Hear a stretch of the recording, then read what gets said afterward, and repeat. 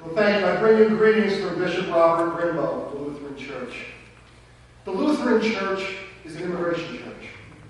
As an example, anybody originally from Brooklyn? Everybody comes from Brooklyn, don't we? Brooklyn, within a mile and a quarter, had 14 Lutheran churches pretty much along Fourth Avenue. Everywhere you went, there was a Lutheran church on the next corner. Most of those buildings are there. That emphasizes that we are an immigration church. Because each of those churches were formed by whoever was the next one off the boat coming over. The Danish, the Swedes, the Germans, and on and on. And the Norwegians, I found that because I mentioned Norwegians once. They all settled and started their own building because they had a familiar culture, a familiar being. They wanted to be comfortable. Even though it was a Lutheran church, within walking distance, you could throw a stone and hit it. They wanted their own because they wanted their comfort. They wanted to feel safe and be among the same people. Well, today, those 14 buildings still stand there. But those old Norwegians, those Germans, and everyone else that had those buildings have either passed away or moved to the great suburbs like Long Island or whatever. And around the community, things changed. The demographics changed.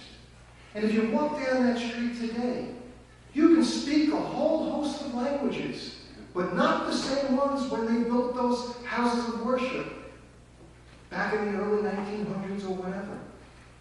But if you go into those congregations, some of them, the steadfast ones, and this is throughout in any faith tradition, what we have seen, particularly since the heyday of the churches and the temples in the 60s, is the amount of worshipers have declined. The revenues, the offerings have declined. And the leadership in the churches are taking care of these old buildings that are falling apart, and the pastors and the leaders are doing their best to upkeep it. But when you walk out in the community, it looks totally different than the people inside, because they're still comfortable. Pastor Walker talked about the situation in Comac, so I don't have to go further about that. But the Lutheran Church and under the leadership of our bishop, who is a big advocate and serves nationally on the Lutheran Immigration and Relief Services Board, wants to make sure that we recognize the importance of the immigration needs in this nation, and particularly this area. He's charged me with what is boringly called strategic planning. And so we're supposed to go around analyzing all the faith traditions are doing that. To look at those houses of worship that no longer have anybody because they've insulated themselves. They're no longer part of the community.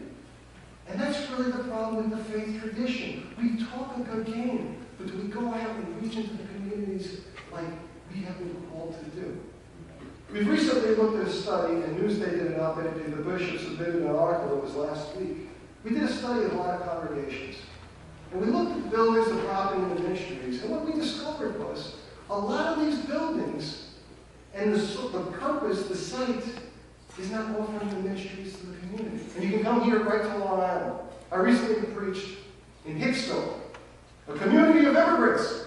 The Irish and the Germans, they settled there. It's the second busiest railroad station. Everybody knows it. But the 2000 census of that community, 85% Caucasian.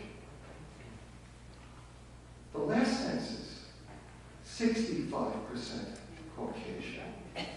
The community is drastically changing. But the congregation that I preached to, I was the darkest one in the place. We're not reaching out. And if we're not honest with ourselves about our mission as faith leaders and what we truly need to do to integrate, we're going to continue to have these problems.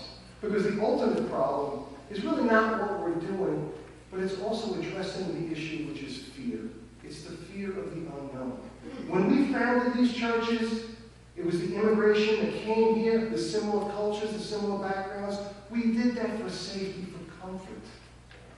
And by nature, we're not comfortable stepping out of our bounds. But when we do, that's when we take the risks, that's when you learn, and that's when we grow. And I think we need to advocate and understand the fear is out there. We're facing fear. But we've got to take the first step. It's up to us. And thank you for letting me speak with you. And I look forward to that grade.